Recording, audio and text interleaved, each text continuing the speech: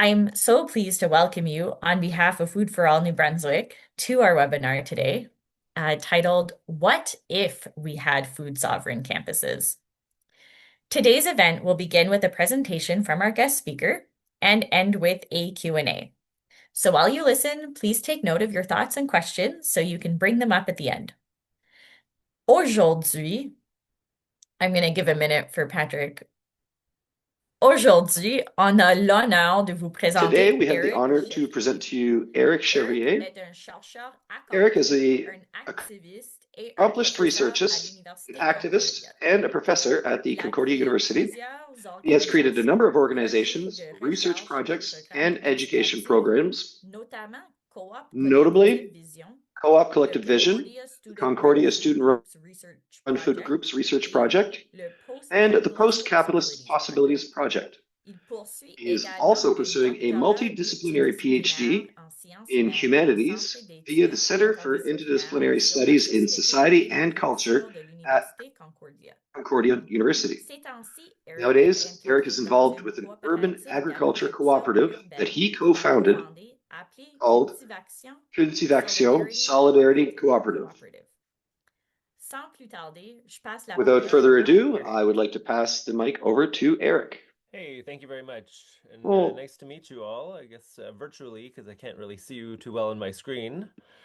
So I'm going to share my screen here, just make sure that you could all see that, and then make it on full screen. Wonderful. So yeah, thank you all very much, and thank you for inviting me today. So today I'm going to be presenting on building food sovereign campuses. I'm going to look at the role of campus community food organizations in creating food sovereign campuses, but also by extension, we're looking at how we could actually have positive impacts on communities that surround the campus. So this is intended for anybody that is actually in a post-secondary role. If you actually are leaders of food movements, or if you're actually looking to improve conditions of food sovereignty on your campus, hopefully this presentation could speak to you. But if this is not you, if you are part of, just a general community, a lot of the research actually does have implications towards how we could actually improve community food sovereignty as well. So throughout the presentation, I don't really see all of you. If you do want to chime in with a question, I have no problem with you doing so, but maybe do so in the chat, and either Krista or Mena could then uh, interrupt my presentation if necessary, and we could get to some of the questions also. But I do have time at the end that I'm going to dedicate to answering all of your questions. Je parle en français aussi. I could speak in French, so I could address some of the questions in French also. And the presentation today will be in English, just to let you know. I think that was mentioned at the beginning, and there is French interpretation for those of you that don't understand in English. Thank you very much. So just to start off, my name is Erik Chevrier. I have graduated from my PhD program. So I graduated in 2022 and I'm teaching at Concordia. I'm also involved in a lot of community projects, and I'm going to be showing you some of them today. Primarily, the Cult of Action Solidarity Cooperative is a co-op that I'm going to be highlighting here throughout the presentation, but also showing an example of a campus community group that has developed positive impacts on the campus and the communities at large. So one of my main driving questions that has guided a lot of the research that I've done is how could post-secondary institutions create conditions of campus community food sovereignty? I've been involved with a number of different research projects, but also community projects to help develop campus community food sovereignty. And just to let you all know, I'm presenting this from my perspective today, but I've been working with, a whole bunch of different people that are not visible in the presentation today. They will be in pictures, but they're not here to share their stories. But I do want to mention, I've worked with really amazing teams through the Communal Lunch Project, through the Concordia Food Coalition, through Cult of Action Solidarity Cooperative, through the Duff Court Urban Farm Project, and many other projects that I'm going to be presenting today. So just to highlight the, contribution of all of these people, it's not just me, although I'm the talking person today. So to begin with, the context or maybe the main points of what I want to present and the takeaway that I would like to impart onto all of you is number one, the global food system is causing social and environmental harms. And I'm going to be going through some of what I mean by that. Pretty much just scratching the surface because this is a topic that would require more than an hour to really kind of get into depth over. My second point is that post-secondary institutions can act as transition sites to create socially and environmentally just campus community food systems. So campuses have a lot of different resources, like financial resources, like research resources, students that do, labor for student projects and create different kind of conditions on campus through different clubs and all of these wonderful things that, benefit different campuses, but also give us the ability to create different conditions on campus where it might be difficult to do that externally in different communities. My third point is that we need to go beyond what was considered weak sustainability or the triple bottom line sustainability approaches, and we need to adopt food sovereignty and diverse economies frameworks. And we'll be talking a little bit about that also, and giving you resources if you want to go more into depth about learning about food sovereignty and diverse economies frameworks. And the last main point that I want to highlight is campus communities should form food coalitions and host food group assemblies. Basically, it's great to have groups that could actually, manifest better conditions on campus and be a conduit for a hub on the campuses, but also host discussions so that other players, other groups, other people that are interested on campuses could get involved also into the conversations and start thinking of communities more as food systems rather than just individual organizations or actors. Now, what I'm going to be discussing here also has implications into communities because I've worked with communities, done mapping as well, and hosted different food group assemblies in communities in and around Montreal. So these are the main points, and I'm going to start with point number one. So as you can see in these photos here, we might recognize some of these natural disasters that have occurred across Canada in recent years. So here on the left-hand side, we have a picture of a massive fire. This was in Jasper.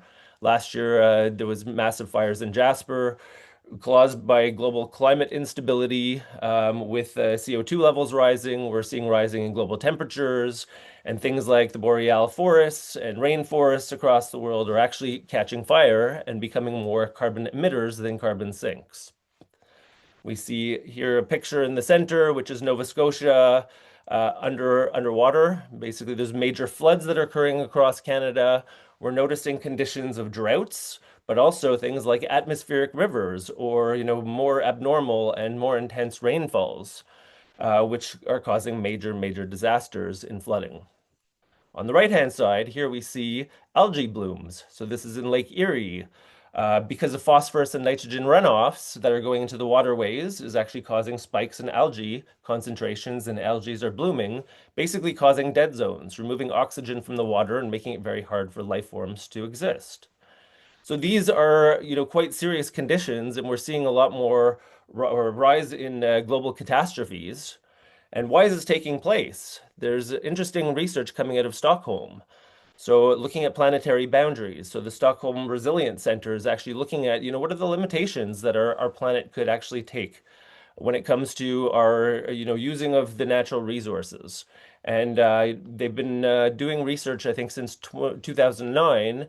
And as I'm following the research and it becomes updated, it seems that actually the use of all of the land resources and the Earth's resources, we're crossing the thresholds of what could actually be in use based on the operating system of the planet. Now, why is this important to food? Is because food actually touches upon and actually has exacerbated or even created a lot of these conditions that are pushing our planet to go beyond its limitations.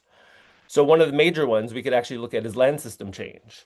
So farming, as you may know, is more in line with more monoculture farming. So, big farms are setting up huge kind of land masses of soy and corn farms, really basically just removing the biodiversity of the fields and planting like one or two crops, basically, in, huge, huge mass amounts of land. So the land system change is affecting biodiversity, genetic biodiversity, but functional biodiversity also. Things that actually exist so that the land and all of the creatures on it could actually function and survive and perpetuate. Things like bees and flowers that pollinate and all of these things that actually used to be part of big land systems that are now becoming monocultures is eliminating a lot of the biodiversity to the extent that scientists are looking at humans going towards the sixth largest extinction of the whole planet. We've gone through 5 extinctions before, basically killing off all of the life forms on the planet, and it looks like we're heading towards the sixth. Other things, water change. We're using like 50 to 70% of national water supplies on our farming. So using the blue water, basically the river waters, but also the groundwater is becoming quite concerning also. Farming is using a lot of water resources. Biochemical flows. So we're producing a lot of nitrogen, phosphorus, basically synthetically, so that we could use this in farming. This is running off into the waterways, causing major algae blooms and dead zones. The way that we farm actually is quite CO2 concentrated. Farming could be a solution to sequester CO2 because plants basically through photosynthesis take in CO2, but basically through tilling of the land, through long distance traveling of food, we're actually producing CO2 in the way of food. And novel entities, we're creating new pesticides, new fertilizers, PFOAs, PFASs as well that basically become part of our environment and are creating novel entities, some of them considered forever chemicals because they're not going to go away. Also, our oceans are acidifying. We basically just crossed the threshold of acidification of the oceans, largely because the CO2 is becoming sequestered into the oceans and basically causing acidification. So all of this to say is, we're crossing major thresholds. We've crossed 7 of the 9 thresholds, major boundaries of the world. And this is quite concerning because this is going to change the way that the world actually functions and operates also and allows us to inhabit the world. And if these conditions become that we can't inhabit the world anymore because of our food system, that's going to be a huge problem. So food is a large culprit as to why we've actually crossed a lot of these thresholds. And anybody taking food seriously in the way of, ameliorating food systems has to think about sustainability in this context, basically understanding the limitations of the world and operating within a safe operating system. So just a couple moments of context. If we actually look at the latest epochs, during the Pleistocene, we actually see a lot of variability in climate. So basically coming in and out of ice ages, a lot of variability, basically in extreme temperatures. But more recently, we've actually had a little bit more stability over the Holocene epoch. So for about 11,000 years, we've seen more consistent global temperatures, which has allowed us to have the agriculture that we do and allowed humans to be habitable on the planet and basically flourish on the planet. But recently, we're actually seeing spikes in global temperatures. We're getting to about 1.5 degrees over the pre-industrial average, which is quite concerning for many reasons, but one of them because once we start to cross thresholds, there are tipping points that kick in. So tipping points are points where there are major thresholds that are hard to go back on, that basically cause triggering effects that could actually cause feedback loops and exacerbate global temperatures. Just one, for example, the Greenland ice sheets collapsing. So if you're following, the ice in Greenland is melting at more rapid rates than we previously seen.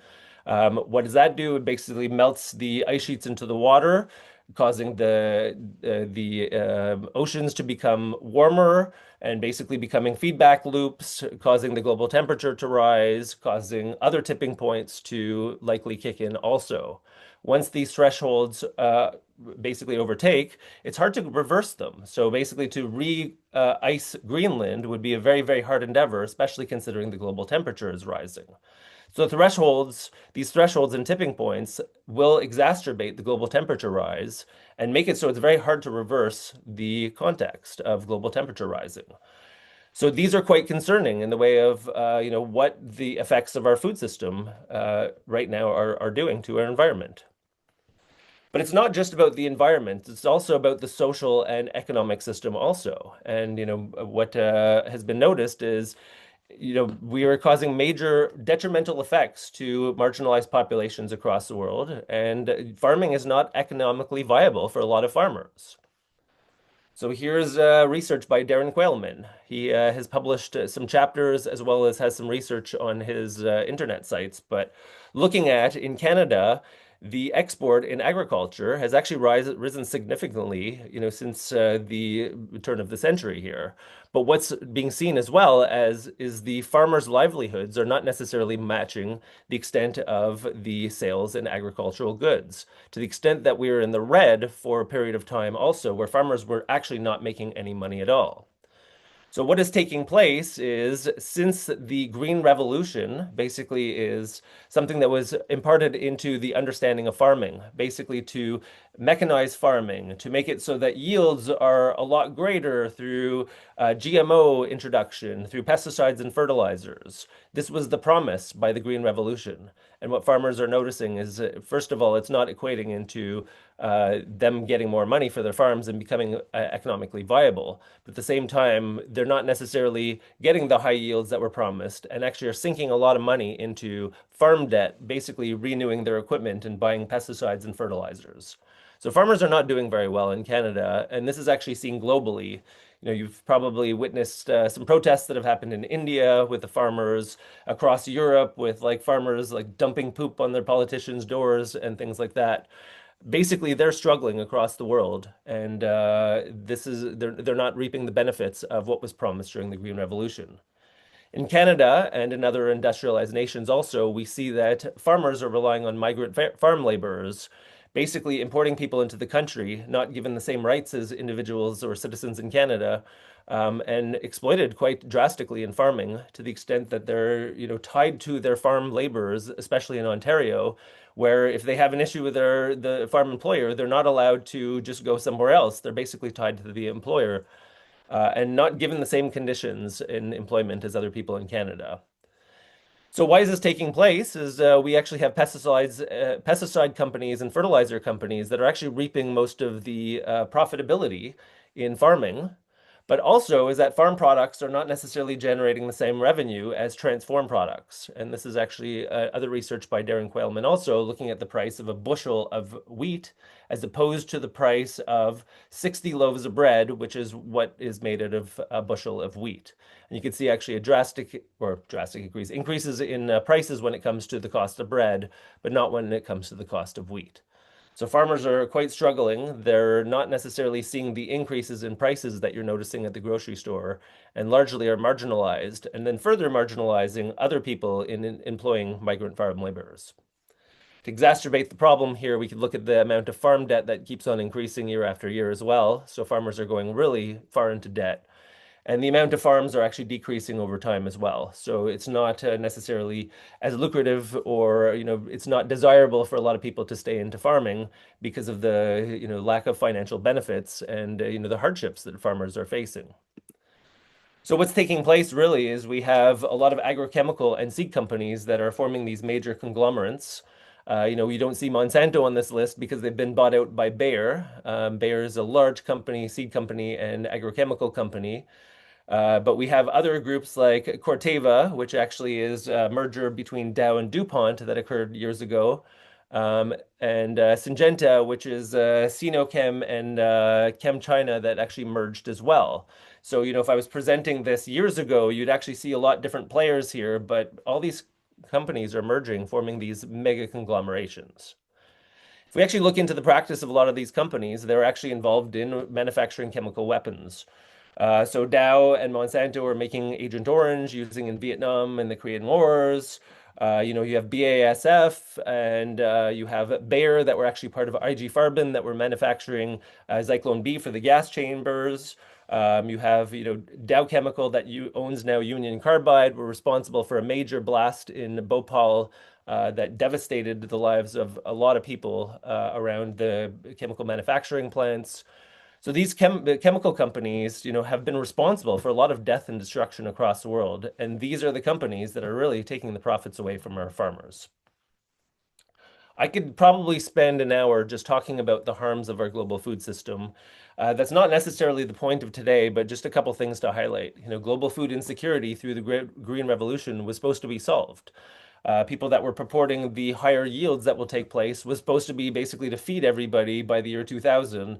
And actually, what we're noticing is that there's over 1 billion people still starving across the world. If we're looking at food insecurity, we're talking about like 2 billion people. If we're talking about mass starvation, we're looking at like 800 million people. In mentioning that also, people in Gaza are starving currently. They don't have access to be able to be food sovereign because the food resources are actually being limited by Israel, and they don't have the ability to reproduce their own food currently, which is a major problem. Other things that exist, though, we have pesticides that are killing our pollinators. We need pollination for our fruits, and we need bees, and we need other pollinators around. Lack of food sovereignty in other areas as well. So, Mexican farmers have been affected by food dumping from rich industrialized countries that undermine the farmers' ability to be able to sell products, food products in their local environments. Free trade agreements also have impeded the lack of food sovereignty of many farmers across the world. GMO and privatization restrict access to seeds for many different farmers. We could reproduce seeds. We don't necessarily need to buy seeds off these seed companies. But by and large, basically, these large seed companies are manufacturing genetically modified plants to be Roundup ready so that we can plant them and basically spray with herbicides to get rid of all the weeds, and the GMO Roundup ready crops will still stay intact. This restricts access and causes major problems as well. Cost on farmers. I talked about the economic endeavors of farmers basically not getting proper livelihoods. Reduction of biodiversity, which I explained also. So we're heading towards, looks like the sixth biggest global extinction. Unwanted genetic spreading onto non-GMO farms. So even farmers that are not planting GMO material are getting cross-pollinated. And in times, actually, Monsanto has gone and sued farmers, basically saying we own the genetic material of your plants and therefore own your plants. Loss of indigenous farming methods.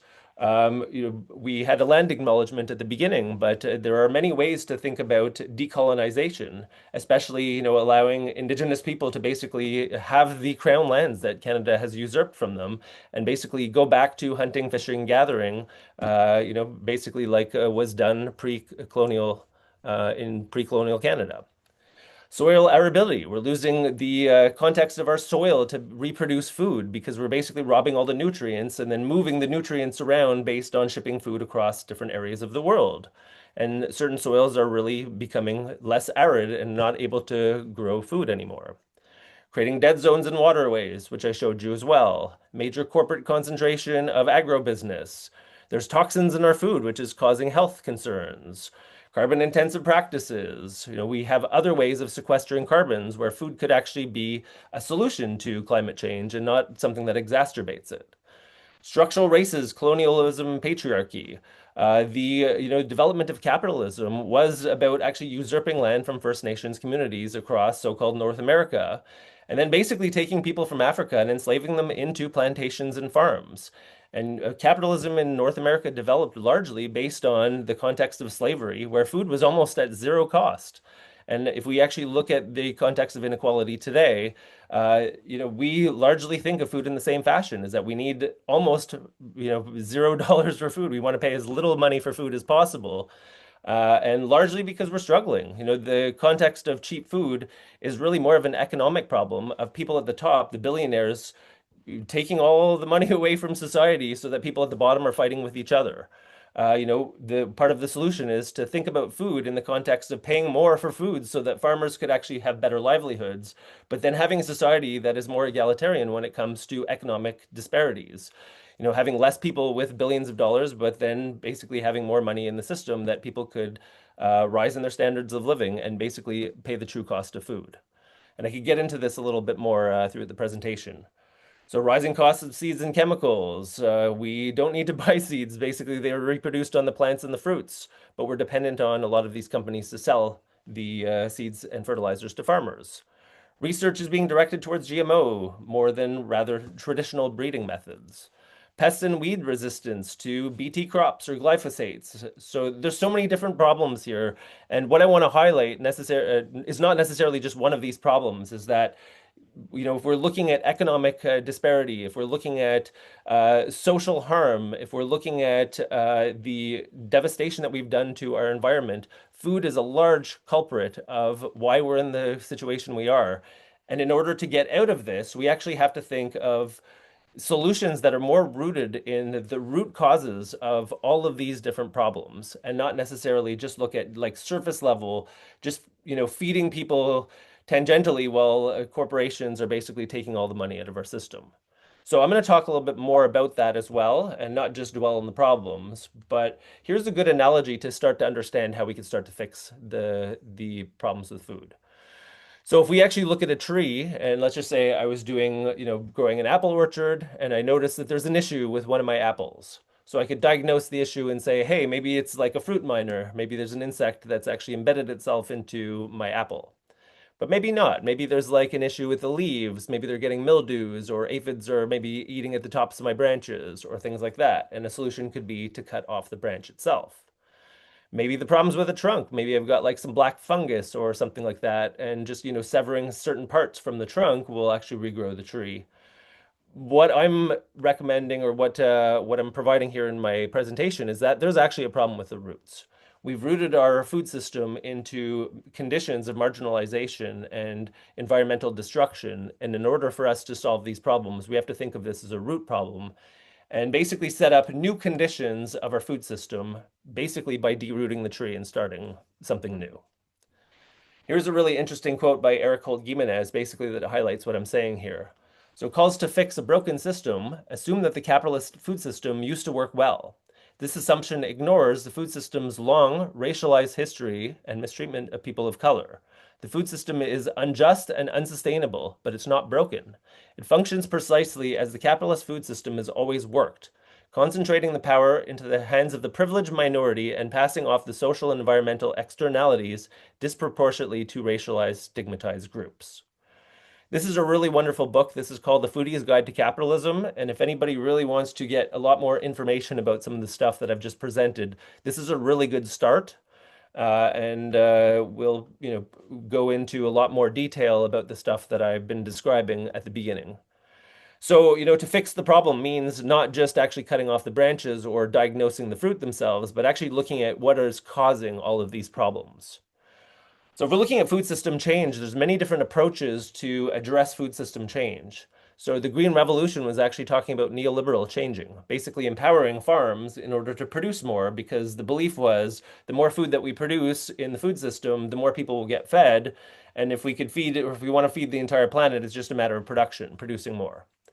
Well, we've discovered that that's not necessarily the solution. Right now, we have about 1.5-ish times the amount of food to feed the entire planet, but we're not doing so. So there are political and economic, reasons as to why the food system is not feeding the entire world. It's a more matter of distribution rather than, lack of production. There are people, though, that do acknowledge that the food system is not functioning or is deeply rooted in problems, but there are people that don't necessarily want to address the root causes, but still are going to address the surface causes. So we have more of the reformist condition, people that acknowledge the problem, but basically just want to provide like security blankets or other things just to fix, the immediate circumstance. Things like food banks or, basically taking food from grocery stores and repurposing it to the community and stuff like that. There's other approaches, though, more progressive or interstitial, which is looking at like more food justice. So these are people that acknowledge that there's a problem and that there's a root cause to the problem and basically want to provide alternatives like, food cooperatives or food coalitions or things that basically will challenge the dominant status quo.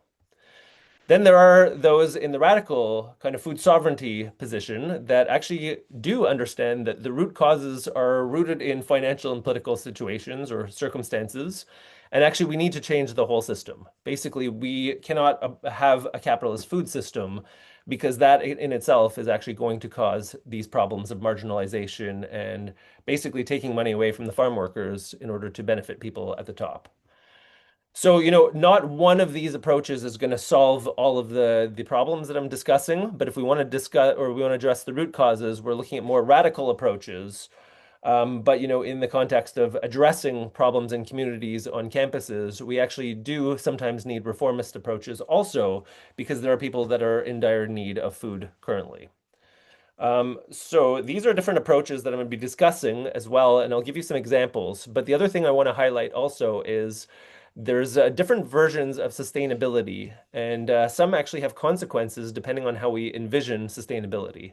There's one approach here on the left-hand side that is the triple bottom line, and this is taught mainly at business schools, but I've heard this repeated, by university administrators and by a lot of people that actually want to purport sustainability through this kind of like approach, what they call the PPP model, oops, sorry, or the triple bottom line model, is basically sustainability occurs when you have a balance between people, profit, and planet.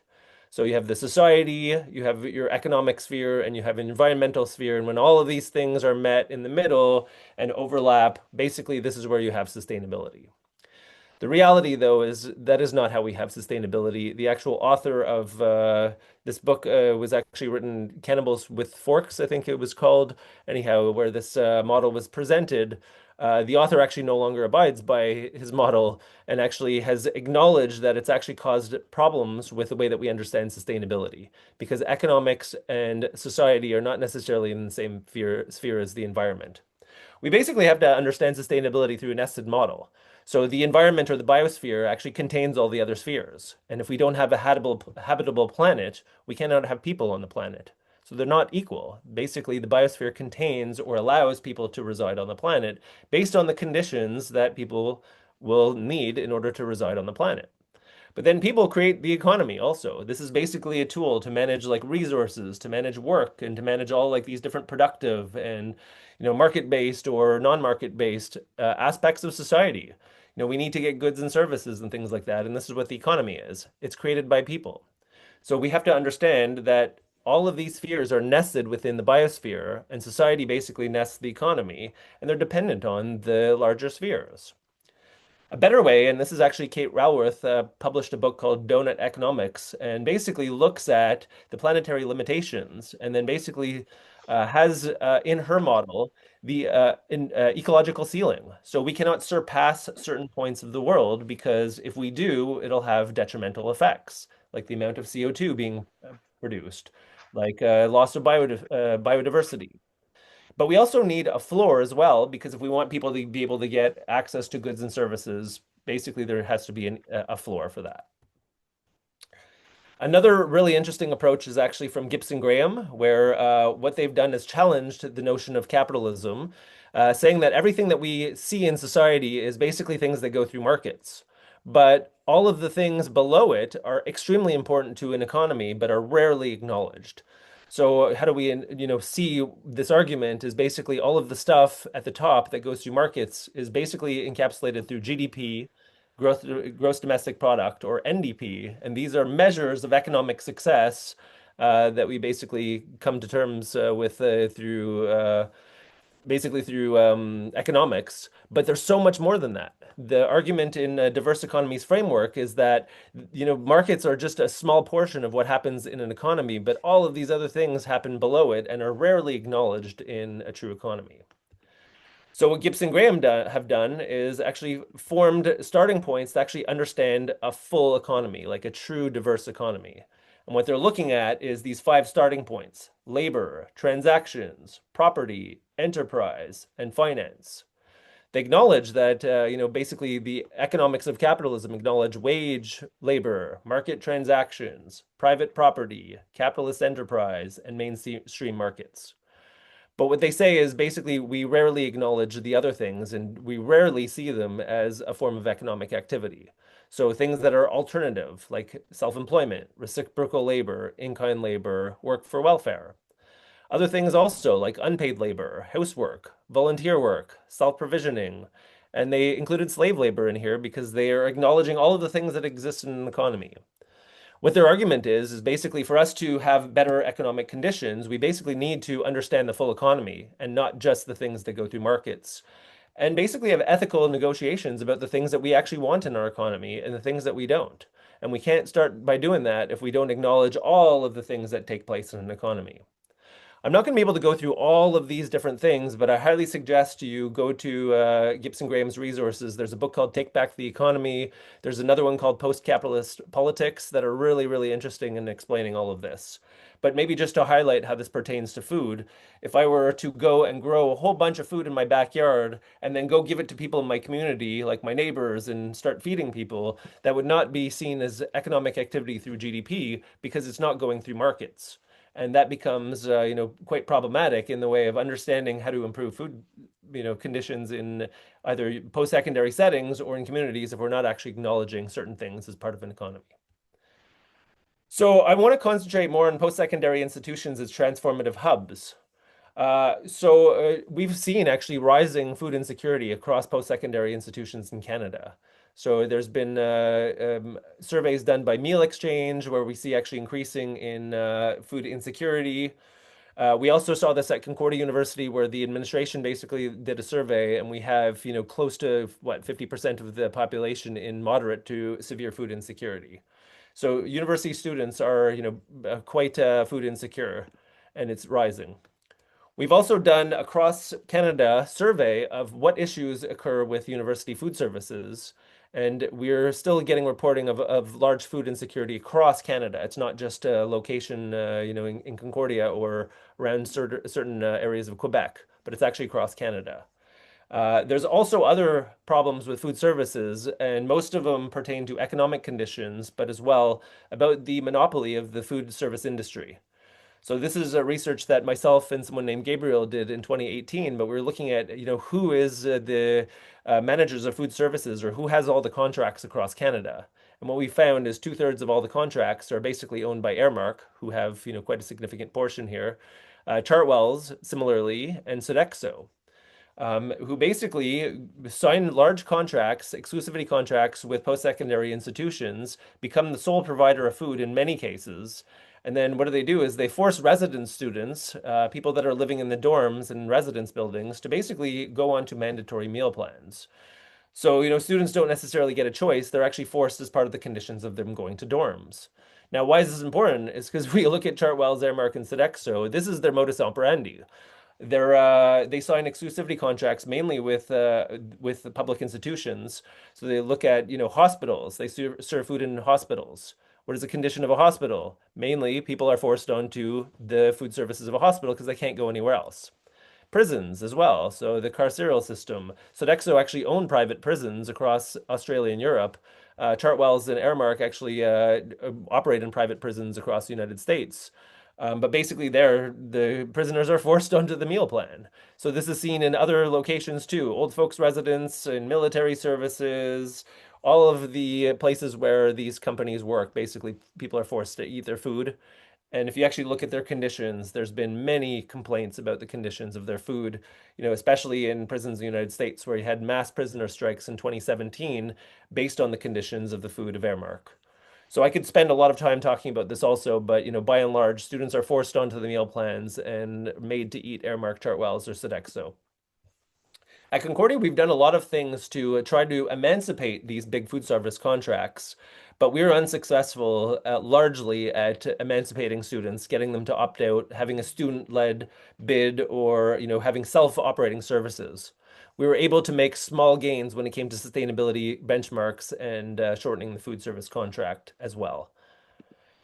We also tried to put together a group. Basically, we called it the New Food Enterprise, or Equitable, and we were working with a group called Diversity Food Services in Winnipeg to try to get Concordia to adopt more of a community-based food service distributor. But this also had major barriers where Concordia basically were requiring this organization to have 5 years of experience working in university or post-secondary settings and have a budget of $3.5 million or more during those 5 years, which make it almost impossible to do. So the big food service providers are benefited through this whole system, and this project has not come into fruition either. But what we have done is set up a huge network of campus community food groups at Concordia. And this is where I'm going to be discussing the outcomes of what we've been doing. So basically, this is part of a mapping project where we mapped the production, processing, distribution, and waste management of all of the groups at Concordia. And I'm going to highlight some of them, but basically we use the diverse framework or diverse economies framework, looking at market-based and non-market-based, and looking at all of these different kinds of production. So this is a more updated version. The one that I showed you before is a map based on the pre-pandemic, and this is post-pandemic. I'm not going to go through every single group here, but I'm going to highlight some of them.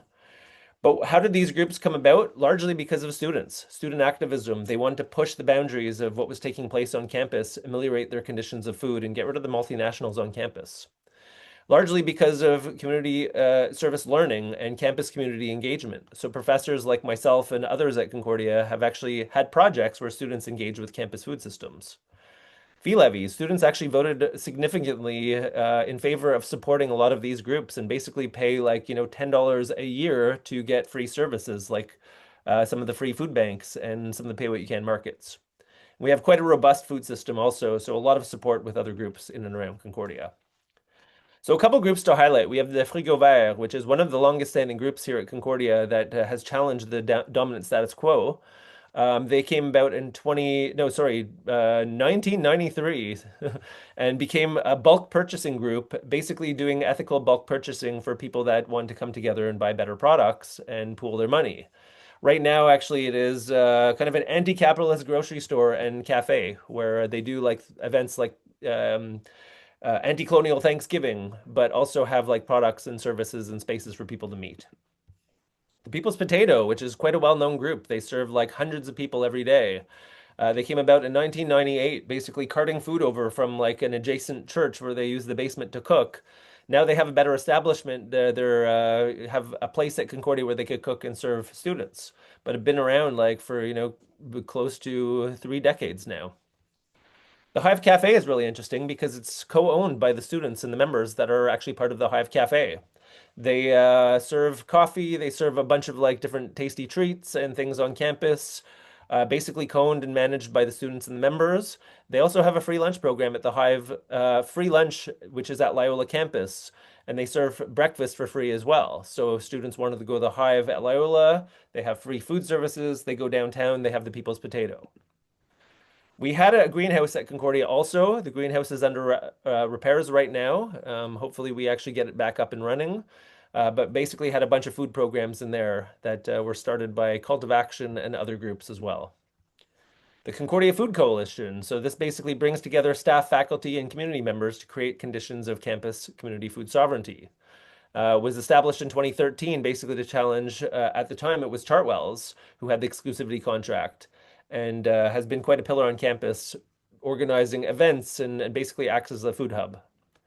We have a whole bunch of garden groups on campus also. Sankofa, a BIPOC group that provides experiences, volunteer opportunities. Hamidu Horticulture, providing African varieties of fruits and vegetables and learning share knowledge. Mind Heart Mouth that does intergenerational exchange programs. We have a medicinal herb program and a whole bunch of wonderful groups. I do want to highlight one in particular, which is a group that myself and some community members and some students actually co-founded in 2021-22, which is Cult of Action Solidarity Cooperative. So we did a visioning and basically looked at what got us here, our current state, and kind of the dream and nightmare scenarios. But I'm going to be going through this through a little bit of photos and highlighting some of the endeavors that we've been up to on campus in the community. So our mission is to facilitate a transition towards food sovereign campus by practicing urban agroecology, nourishing local populations with hyper-local organic produce, cultivate urban green spaces, and support sustainable food production at Concordia and beyond. Our vision is to have a biodiverse and abundant campus community foodscape, healthy soils, animals, insects, nutritious food, beneficial plants that facilitates hands-on community education engagement and builds social and economic justice. So this is what we're up to, and a little bit about what we do. So we have 6 worker members, 4 user members, and 1 support member, which comprise our board. We have a whole bunch of diverse economic practices. So we're a nonprofit cooperative. We have pay what you can markets at Concordia. We operate a farmers market in the community. We donate to a whole bunch of different groups in and around Concordia. We do a little bit of wholesale, but that's not necessarily the bulk of what we're up to. We have some direct sales. We were doing CSA and UPIC programs. We operate based on a fee levy, where students have contributed about $10 a year to our endeavor and basically get access to the pay what you can markets. And we have a bunch of paid and volunteer labor conditions also for students in and around Concordia. So how did this all come about is there was actually a number of people that were working within the food system that I was highlighting here. Some of our members actually came from the board of the Concordia Greenhouse. as well as some of them came from a project that I did with some students, basically mapping the community food systems in a community called Lachine, which is close to Concordia, but basically the community that I live in. During the pandemic, we mapped the community and looked at all of the different groups within the community and tried to figure out like how to ameliorate community food systems in Lachine. So what did we do? We actually discovered that there was an urban farm, and actually one of the founding members of our cooperative, Mohammed, was actually working at the urban farm.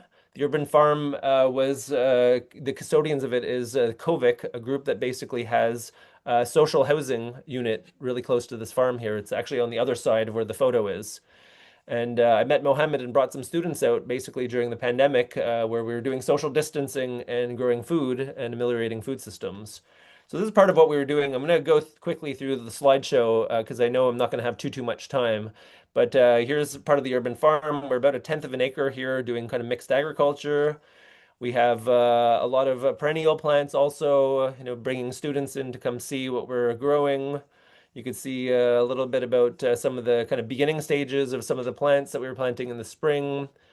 We built a farm tunnel to extend the season. You could actually see kind of the side of it here. We kind of makeshifted building a farm tunnel. Actually, didn't lose many months. We started growing in March and basically ended in December. You can see some of the plants. We have, different realms of growing where we have like different dimensions, stuff growing in the ground, like root vegetables. We have things growing above the ground in trellises, and then other things growing above the ground also. Here you see like scallions and stuff like that.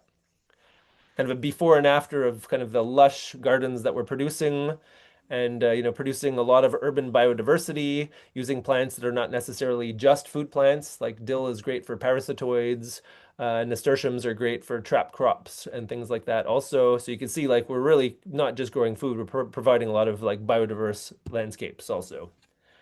Growing lots of berries, bringing in some beneficial insects, ladybugs, bees, monarch butterflies that love the milkweed that we're producing. Producing plants like borage also is an edible plant, not very desirable to eat, but still nonetheless, the bees love it and basically just flowers throughout the whole season. Growing stuff that's not necessarily found at grocery stores. Here's tomatillos. Tomatillos you might be able to find, but we were growing other things. Malahia is a spice used commonly in the Middle East. Other things like lamb's quarter, which is one of our biggest weeds, is desirable for people that were of Indian descent. And we had ethnic communities, basically, of people coming from the social housing units that were looking for things that were represented in different areas of the world. We grew lots of varieties of other vegetables and fruits. Like we had 15 different varieties of tomatoes, radishes, patty pans. Brought out the community, had some pretty interesting harvests. So you can see community members coming out. We actually had a market. We helped establish a market called Les Petits Marchés de la Chine, where they basically have markets in 5 different locations that are considered food deserts and bring food from the farm and from other local farms basically to people in need. Doing a lot of seed saving and bringing it to the community. You can actually see the social housing units behind here. These are big apartment complexes that are more affordable for people in Lachine. The year in 2022, we basically then founded the cooperative. So people that were working at the Deaf Court Urban Farm and people that were working in the greenhouse kind of combined forces, and we started to grow food on campus at Loyola, basically taking over the space from a group called City Farm School that during the pandemic couldn't be here to manage the farm because they weren't allowed. And for 2 years, the seed bank just grew because the weeds just grew and kind of shed their seeds in the seed bank there. So these are the beginning stages, but I'll cycle through some of the photos also with some of our founding members here and other people that we brought out. We offered urban agriculture courses. We brought people to see what we're up to, had some signage about intercropping and like the insects and different ways that we're managing the farm through agroecological methods.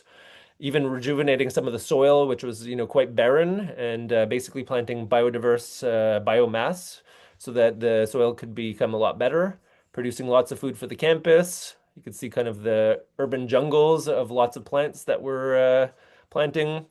We're using ecological methods, so no pesticides, fertilizers. We use insect netting. We have access to a little basement around Concordia also, and a small greenhouse, which is 3-season that we've grown a lot of our seedlings. You can see some of the either students or members of our co-op that have come out and participated. We did mycology also. We have an amazing mushroom farmer, Nico, who actually has grown a bunch of different mushrooms for us. We were growing mushrooms indoors, and Concordia basically shut us down. They accused us of growing psilocybin and told us to stop, even though we showed them the genetic material of what we were growing. Nonetheless, we still grow mushrooms outside and grow a whole bunch of different vegetables and fruits. As you can see here, I'm shuffling quite quickly because I know I'm going to run out of time in the next little while. We have washing stations, we grow vertically. We were growing in a greenhouse, doing microgreens and a whole bunch of really cool stuff growing. You can see Hakurei turnips, radishes, and beets, root vegetables, and different things, growing different forms of gourds, mushrooms, and have two different markets, one at Loyola campus and one at the downtown market where it's a pay what you can for members and students. Last year, we expanded our endeavor and we basically have a bigger farm space. This is the Senville farm, where we basically acquired close to a hectare of space and one greenhouse, and basically have just managed. If you're a farmer here, you're probably looking at this in horror because there's lots and lots of weeds. We've basically been managing the weeds and managing basically just kind of building this farm space over the last like year and a half. So you can see a lot of the hard work. One of our founding members, Mohammed, and a lot of kind of the building of the material here. You can see some of the beginning stages of this year. There's a lot of work that's been done also this year, basically building trellis and infrastructure and basically planting a bunch of things. We have a bit of a food forest also. We have fruit trees. So mixing permaculture with more like annual base. Also, you can see some of the garlic crops. And the trenches basically for water saving techniques as well as stopping runoffs. And we have a bunch of ways that we're saving water and managing on the farm. We have 35 chickens this year, which brought out people from the community and gave us lots of eggs for markets. Brought out people, to come see what we're up to and basically so that they could learn how to farm. So, from youth to like elderly people as well. I'm not going to have too much time, so I'm going to go through some of the impacts of our co-op in the detail that I could for the time being here. But basically, we have kind of a mix of with stuff that we're doing through like market-based initiatives, but we have a lot of things that are not market-based. And anybody doing urban agriculture probably knows it's really hard to be market viable. Because the amount of produce is not significant when it comes to sales in urban context. So the majority of time, you're basically just doing cash crops or doing like stuff for restaurants and not necessarily reaching the community. But we've actually managed through more of a diverse economies approach. If we actually look at our income, the majority of our income that year, so this 2024, was fee levy and grants. Although we have money coming in from education, but you can see the food sales are insignificant in our bigger picture here. Education is actually making more money this year, and we actually got some good grants from Agro-Canada to build infrastructure. You want to look at how we actually distribute our food. 60% is donated, 20% is sold to like community markets and more wholesale, and 20% goes to the pay what you can markets at Concordia. You want to look at expenses. Major expenses are labor costs. Now, like I'm saying, we go way beyond that, though. If you actually want to look at our endeavors, we have combination of market and non-market practices. We have volunteer labor. We have community involvement. We have foraging and gleaning opportunities. We have connecting with community via social events. We build soil. We've incorporated chickens and quails. Really, this is a good way to build soil and to get nutrients back into your farm. Sweat equity. A lot of us, really, co-founding members have put a lot into making sure this actually gets off the ground and works. We've worked way past our hours a lot of the time. As well, it's a worker-managed co-op, so the workers are actually the owners of the means of production and the directors of our governance. We also have alternative practices. So we have worker and community-owned enterprise, so that we have other people on our board also that are user members. Hybrid of markets and non-markets. We have more ethical principles. We basically abide by principles of food sovereignty. Fair treatment of employees. We're rooted in the community. We have market viability, but non-market advantages also. So what do we produce? We produce social capital. We connect people together and to food. We have financial capital, basically helping other farmers build projects. There's been people that have come through our organization that basically now have established similar farms across Montreal. Living capital. We create fragments of biodiversity. So, we're ameliorating the biodiversity of the areas that we work with. Experiential capital. We basically provide hands-on opportunities for people to learn how to grow food. Spiritual capital. A lot of people feel really good by coming out and connecting with nature and, with the soil itself. Cultural capital. We grow lots of varieties of food from many different cultures and provide more than what the grocery stores are currently doing in and around Concordia. But we also have to acknowledge that there's a lot of contradictions in what we're doing as well. And in working in food sovereignty, we have to acknowledge and we have to work towards creating better conditions. So to go through all of these is probably going to go over time because I'm seeing right now it's 1 o'clock. There's a couple things I just want to highlight here, and basically just giving you some concluding statements. It will take like a couple more minutes, and then we'll get to the question and answer. So one basically is labor versus food price. At the beginning, we were trying to make our initiative viable just off of selling food, and we realized basically we're selling what, like between $7,000 and like $10,000 worth of food. That's not going to pay the laborers properly. So most of us were, basing our labor on sweat equity, which wasn't a viable solution. Basically, most of the people would have burnt out and quit the co-op. Therefore, we have a different model now where we're basically providing pay what you can food to students at Concordia and relying on fee levies because this is what students want to do to support us. There's many other contradictions, other ones as well. Like we are a group that basically believes in decolonization, but we're working on unceded lands. The two spaces that we have are part of GeoJake and are unceded, but we are growing food in these conditions. We work with Indigenous people as well, but in looking at decolonization, these are major contradictions in our operation. This stuff here is stuff that I've talked about and published about and could take some questions as well. And I'm just going to get to a couple last things. We're actually not just looking at Concordia campus, but we have a national food coalition developing. And through the Communal Lunch Project, we're basically engaging with people across Canada to change conditions of their campus so they're not reliant on these big food service corporations, but actually could do stuff through campus community networks. We've mapped other campuses like George Brown College also. So not only have we mapped Concordia, but we're helping other groups understand the alternative systems that exist on their campuses. So a couple things I could impart to you as like a final conclusion here is if you're a student at a post-secondary institution, I'd heartily encourage you to develop alternative campus community food systems. Basically found organizations that could actually do what we're expecting from these big food service operators.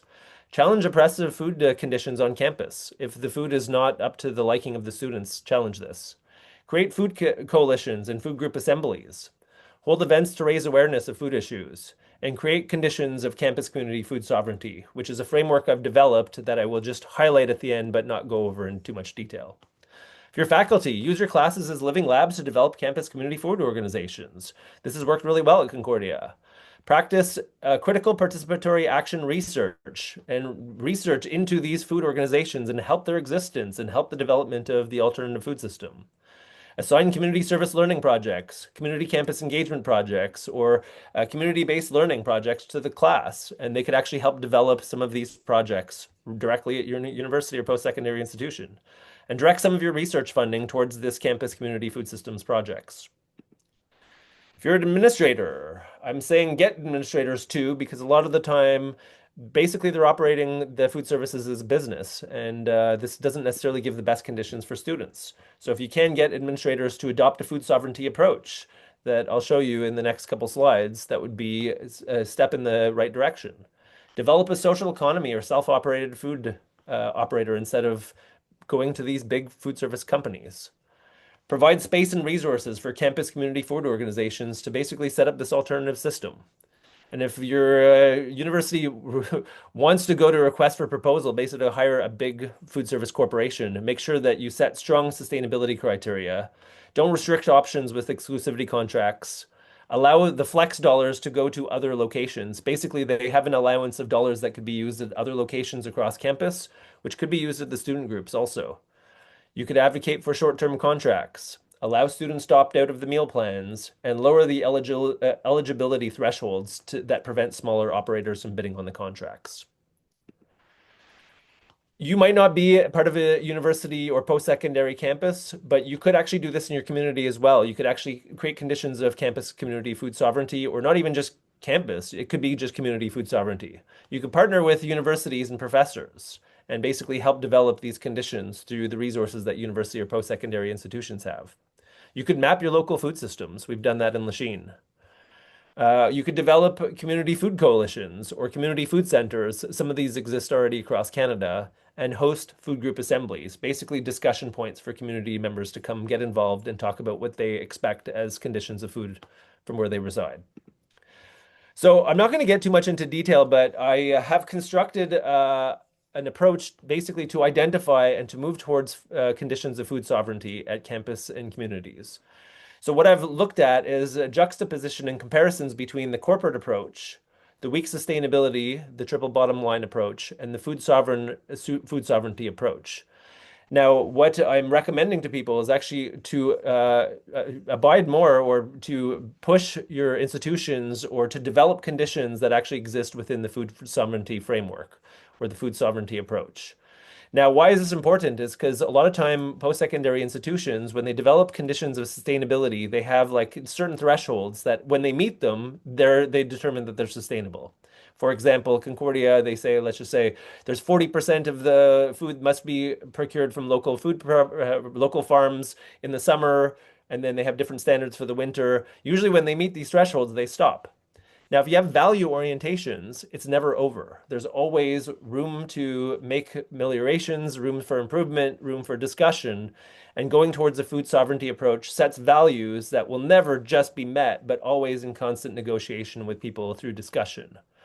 And these are not able to be greenwashed in the way that they're actually addressing the root causes of the problems that I've discussed before. So you could take a look at these. I'm not going to have time to go through them because I'm already 6 minutes over the time that I've said that I will present. But I do want to highlight that I've actually published on these topics as well as in my thesis. You could actually get a more in-depth understanding of what I'm talking about when I discuss food sovereign campuses. So I want to thank you for your time. I know I've talked quite a bit for the last hour, and I'm happy to take any questions, comments, or concerns from anyone in the room. Thank you so much, Eric, for that. That was a great presentation, a great overview of what you've been working on. I just want to take a moment to let folks know that our interpreter does have to step out, so the Q&A section of our presentation will not have live interpretation.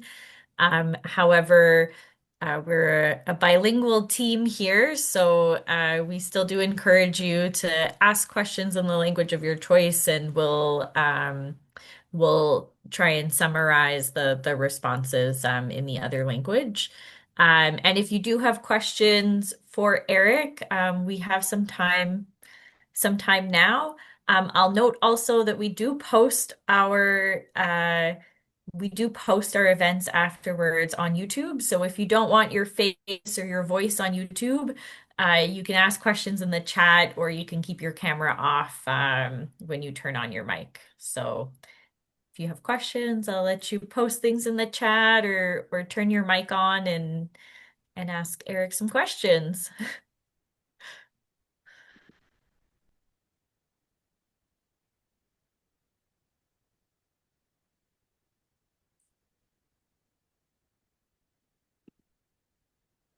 And maybe while folks are thinking of questions, one question we like to ask from Food for All for our presenters is what's a common myth about food systems that you would like to bust?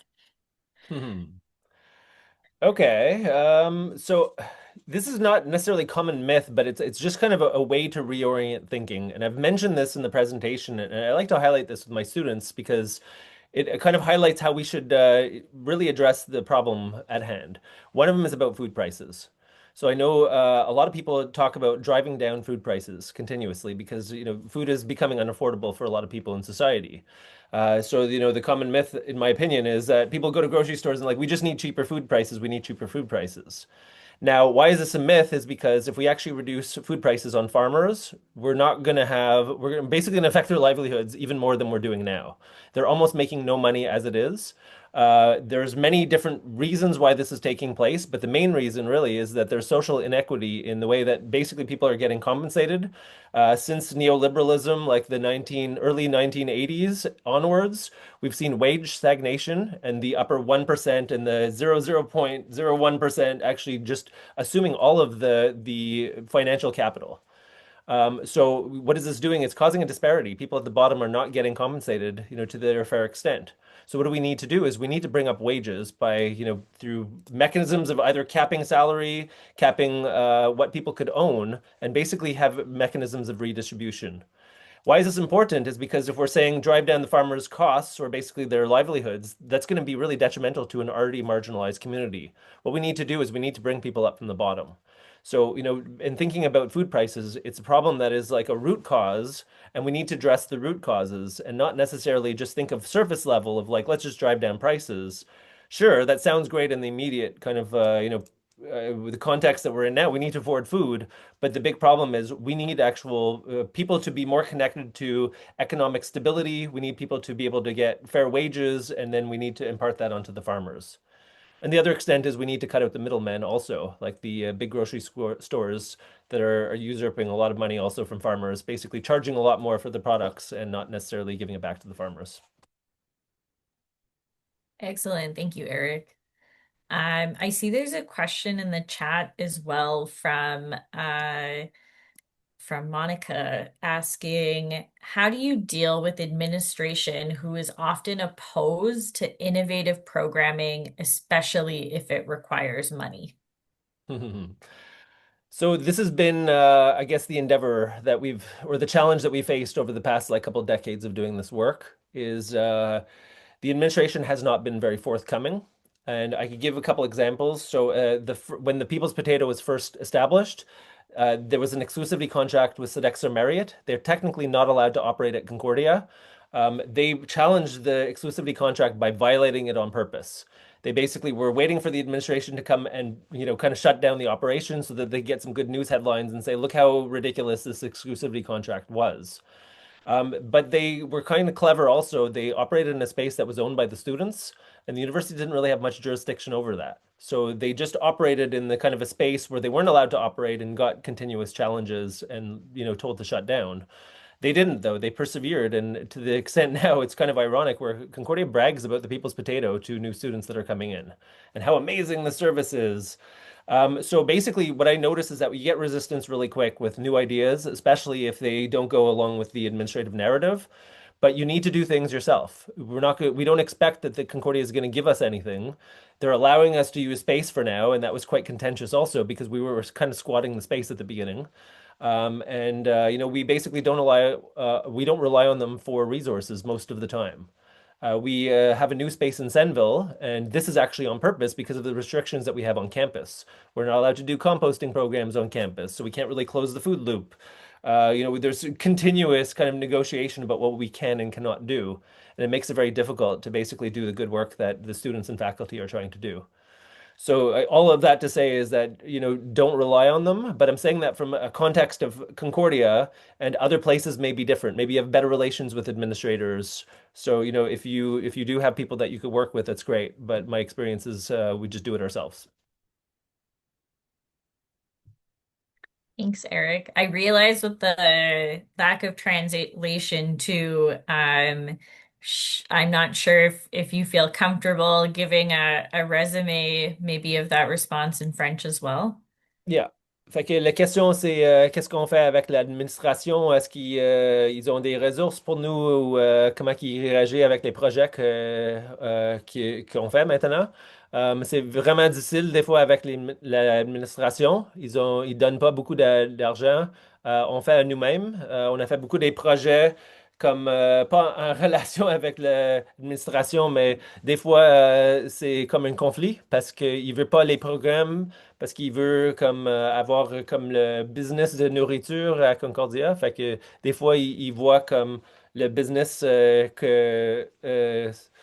qui fait qui est meilleur que les projets qu'on fait. Il regarde pas comme l'aspect de souveraineté alimentaire, mais c'est plus comme une business de vendre les affaires à Concordia.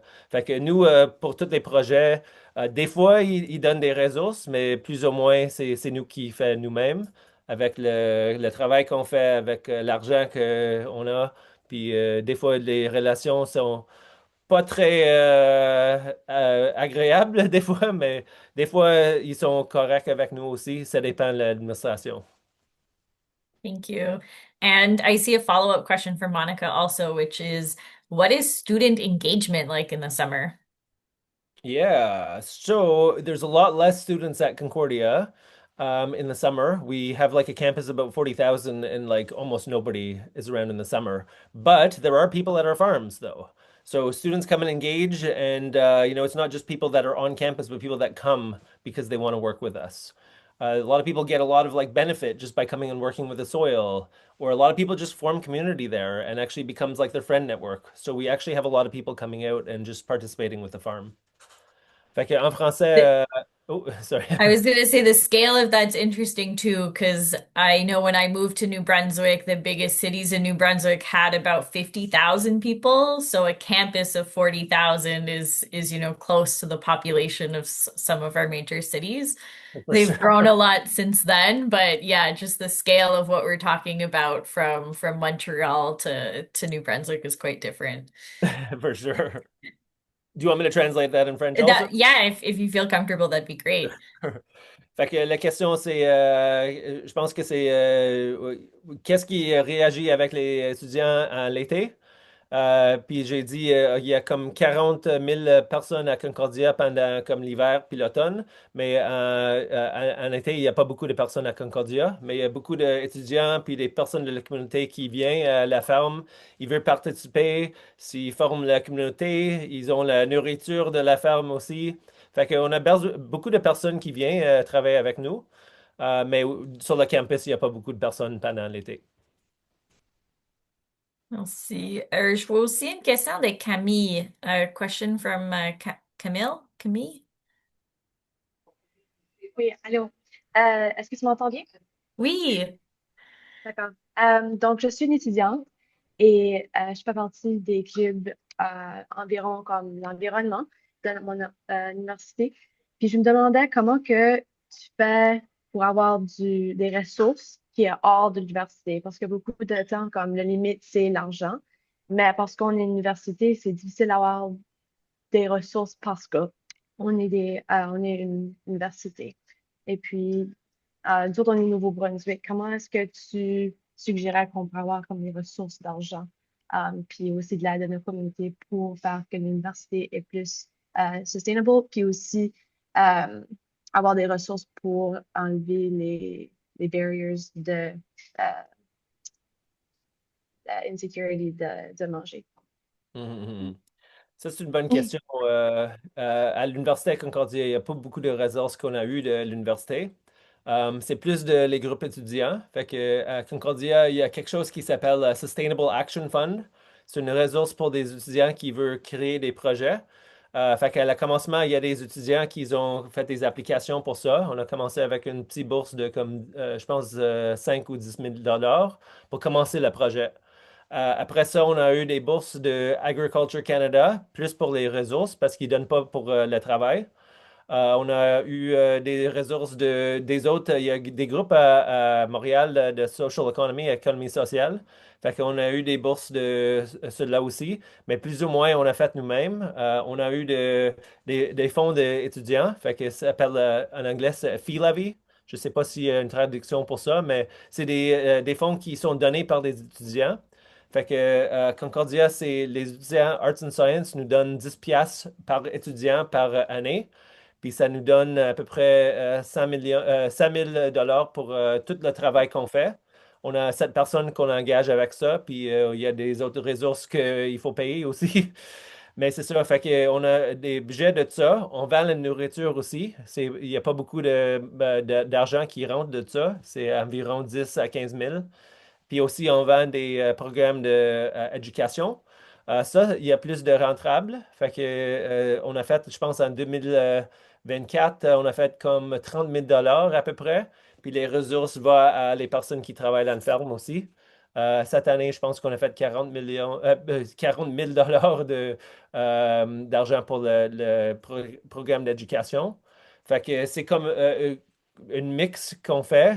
C'est générer nous-mêmes aussi de l'argent, mais aussi on a des bourses de temps en temps. Fait que c'est vraiment beaucoup de comme bourses puis beaucoup de sources d'argent. Thanks for that, OK. Eric. Puis Camille, aussi, pour le Nouveau-Brunswick, c'est peut-être, je vous encourage aussi de nous contacter à Aliments pour tous Nouveau-Brunswick parce que nous, on a aussi une liste de ressources pour les organismes. Puis, il y a aussi des ressources au Nouveau-Brunswick. Il y a un programme de Grant Connect. C'est un ressource gratuit où quelqu'un va faire de la recherche pour vous, pour trouver les subventions euh, qui seront disponibles pour vous, pour votre projet. Alors, je vous encourage à m'envoyer un courriel après notre webinaire aujourd'hui, puis je serai contente à faire un suivi avec toi. Si tu pourrais le dire, mon professeur, c'est Monica.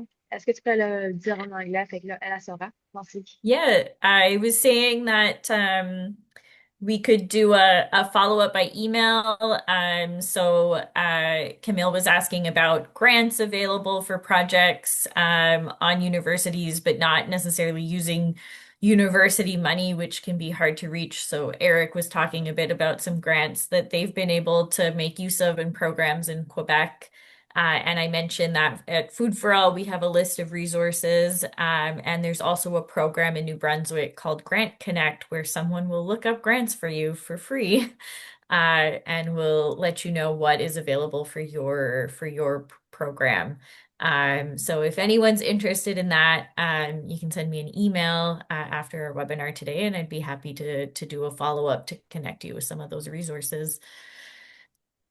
Could I mention one thing too? So I know I glossed over this a little bit near the end, but we're basically working on a national scale of actually looking at all the post-secondary institutions and basically helping them either map their campus or form coalitions or basically like emancipate themselves from some of the problems that exist on campuses. And if people are interested in this coalition or want to be part of the discussions, they could also reach out to me as well. And I could put my contact in the chat here. So I put my website as well as the info call to action and the website there, but I'll put my email if people want to get in touch with me as well. Awesome. And I see another thing in the chat from Cindy Pope. It says, note if you have a community food bank or community garden at a university in New Brunswick, please feel free to reach out to community@anbl.com, which would be Alcool Nouveau-Brunswick Liquor. We would love to learn more about your food security efforts and possibility to be able to support your efforts. So I know that ANBL has a program around food security efforts and promoting those kinds of programs. So that information's in the chat too. And then Eric just put in a bunch of his contact information as well.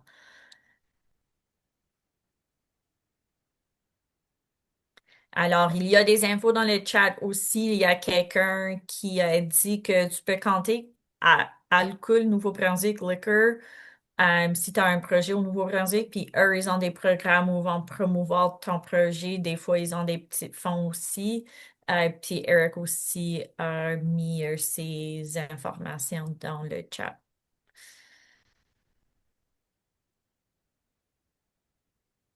We have time for another question. Does anyone else have something they'd like to ask? On a encore un petit peu de temps pour les questions. I'm wondering too if there aren't questions that are coming up. I don't know, Eric, since we kind of rushed through the end of your presentation, I don't know if there was something you wanted to highlight about that resource at the end, because we do have 7 whole minutes. So we do have a bit of time if you wanted to like leave us with another tidbit from your presentation.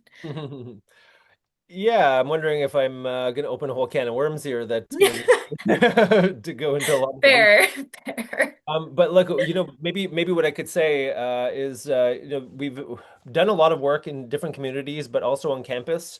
What we were looking at doing is if we're actually instilling kind of like different ways of like interstitial or like actually like root cause solutions, the couple things that we've done. So number one is basically we mapped our campus, and I showed the maps in two different versions. One was from 2018, and then a newer one that was 2024, I think.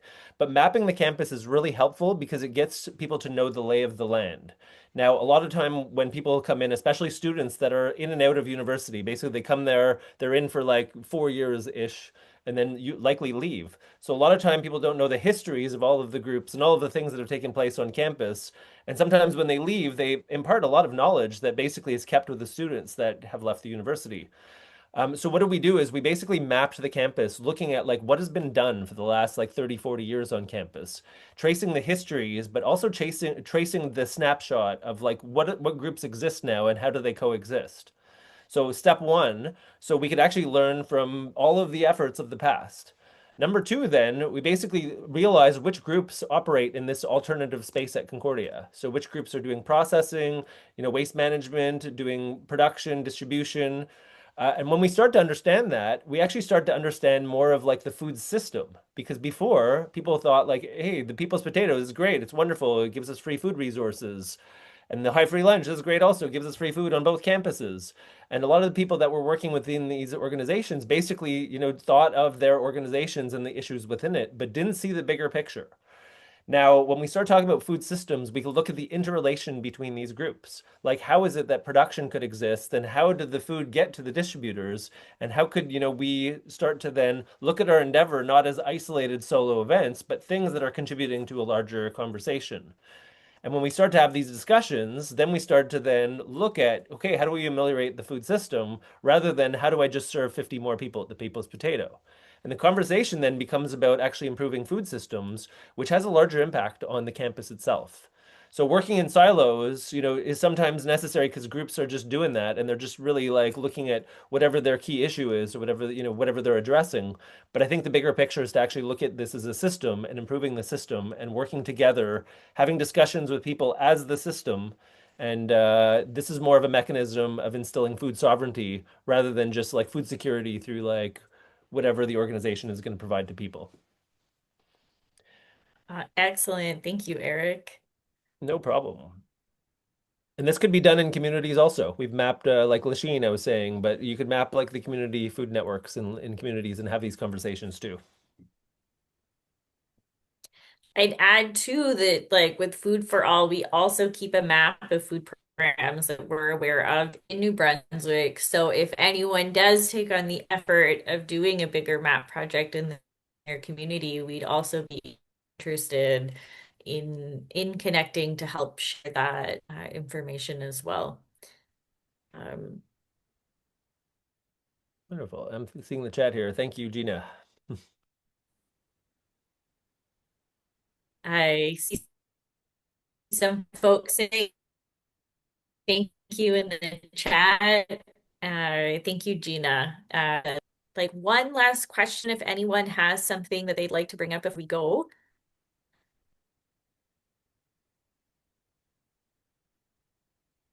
I think something like we talked a bit about like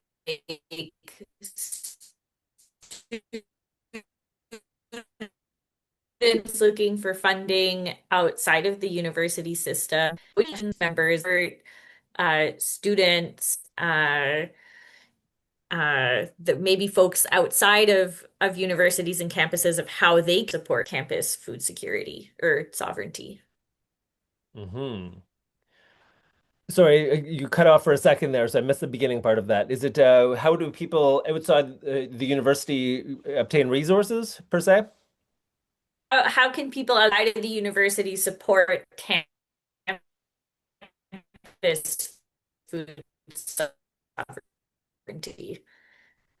Wonderful. So there's definitely many ways. If people have resources, that would probably be the best way is to link on to different groups that are actually in need of different resources when it comes to space resources or financial resources. Other ways really is by participating and supporting the efforts of these groups. So, volunteering with them, supporting them through the markets, through different events, different initiatives. I think the biggest thing is to find out what's going on because if you're not connected to the campus initiative, sometimes it might be a hard starting point to see what's actually located there. but maybe just inquiring and actually talking to either profs or students or sometimes there's even just volunteer events that you could show up to and start asking questions also about how to get involved. But yeah, if, I would say anything to help the movement would be of benefit. Awesome. Thank you. I hope my internet connection is clear enough that folks can still hear me. Mhm. Well, that brings us to the end of our time today. So thank you so much for your presentation today, Eric. It was yes, very educational, very inspiring. It's great to see what folks have like tangibly been able to like do and produce for programs and seeing the impact that that can have on our communities as we work towards like yeah, projects that are focused on solutions and how we make improvements. I want to say a thank you to the Department of Health, the New Brunswick Department of Health, who helped sponsor our event today, as well as Medivie Foundation. And a big thank you also to Patrick for his interpretation services. And to our friend and volunteer Marie-Ève Brideau, who helped record this event for Food for All.